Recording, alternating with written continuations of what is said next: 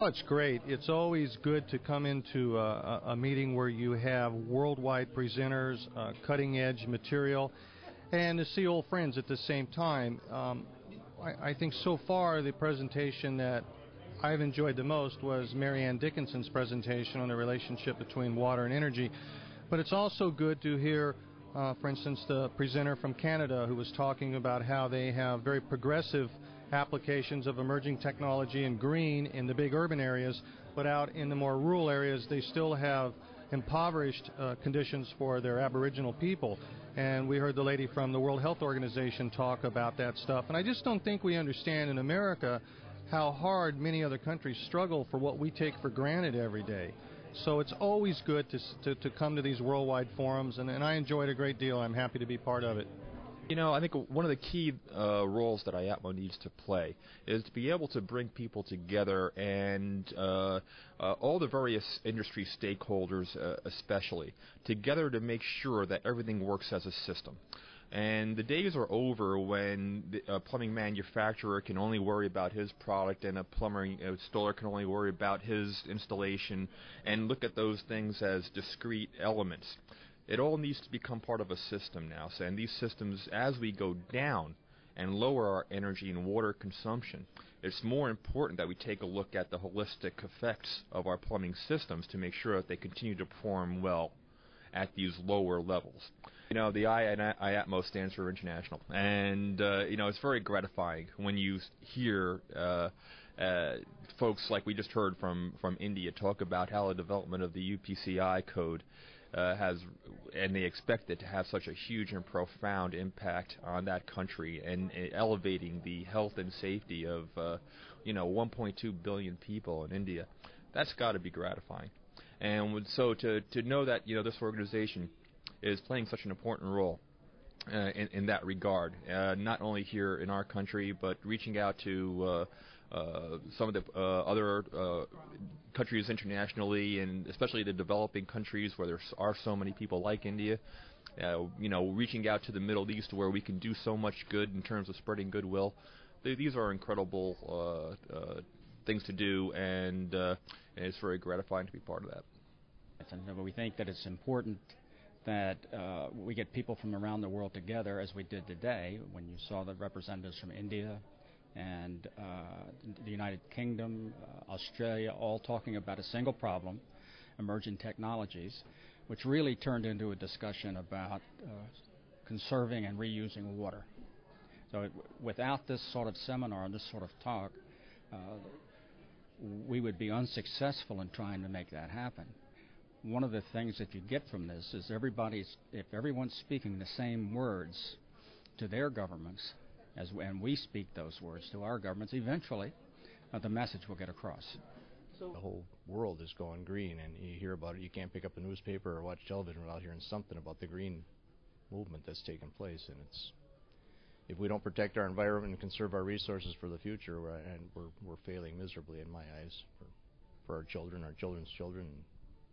Well, I think it's going to do a lot to spark interest in the movement throughout industry and show that it's a cause that people need to get behind and people are willing to get behind, and not only from the safety and environmental standpoint, but from an energy standpoint. Everybody's looking to conserve nowadays, whether it's gas, coal, water, or whatever. And I don't know if this is going to become an annual. I would like to see it become that myself, and I think it's going to get bigger and better every year.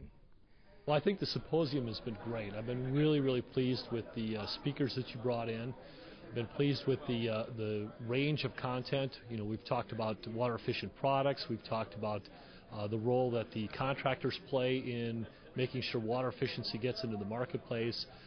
We've talked a lot about what's going on from a NGO organization standpoint, like the Alliance for Water Efficiency, the Water Sense program from EPA. There's so much going on in water efficiency these days, and it's great to have everybody together in one spot to really talk about how we can work together to make it happen. Our hope is to bring awareness to our efforts on the green side of the world there.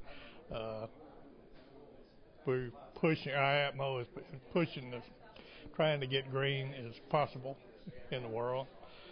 It's kind of hard to overcome some of the old habits that we've been in for forever, where we really want to take this thing forward and codify it, and hopefully this will bring more awareness throughout the industry of what we're trying to do here.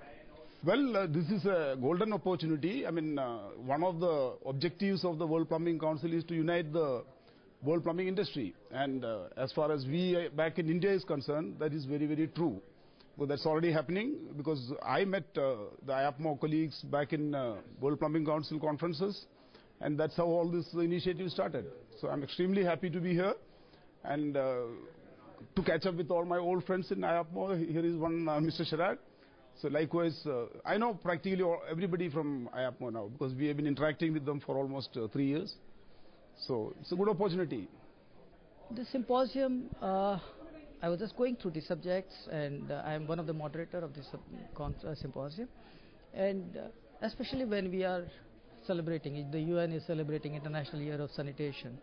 I think the symposium will talk of certain issues which are requiring very, very, very focused attention to address the issues related to health, safety, sanitation, and things like that. I'm sure that the webinar, I mean the seminar might be a small seminar, but through the webinar, the IAPMO's message will reach to a very large cross-section of the people. I'm sure about it.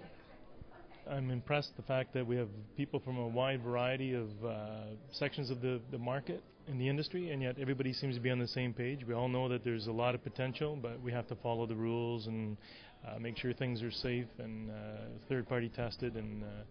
But the fact is that the plumbers and the consultants and the agencies all seem to be on the same page. So I'm very optimistic about the future. And I think they're the right people to get some things solved that we're bringing up as problems or potential problems. So these are the people that can aid in taking care of some of these issues that are out there, and maybe in 5 years from now we will be talking about something entirely different. And what we're trying to do is get a message across that we're more than just about green products. We're also engaging with green business practices in our manufacturing processes. Basically reduce, reuse, recycle, and as well as becoming more involved with advocacy efforts. We're working in concert with Alliance for Water Efficiency and also U.S. Green Building Council with the WETAG committee, and also the IAPMO group, to name a few. Well, I think it's great to have this many experts and professionals from so many varying fields, whether it's professional organizations or contracting associations, as well as water quality professionals. And it just seems like the whole green movement really was represented well here today by a group of great people. Well, coming from an environmental health background, when you hear the concerns about water reuse or gray water reuse, I think we do have to keep that in perspective. So it's good that it's on the radar, that the American Society of Sanitary Engineers and people like them are very aware that we need to be concerned with any changes that we make, that we don't want to go about them too fast. Water is going to become a scarce commodity in many areas of the world, and so it's going to take professionals in associations like this put their minds together and come up with some good solutions. It's nice to see that a code governing body like this is really taking a proactive interest with getting on top of leading edge building science and technology that's out there that needs to be dealt with, because most all of the regulations are behind the times. Excellent. It reinforces that both sides of the world, we're both talking the same things, we're both looking at the same sort of research that's needed, we recognise the same problems.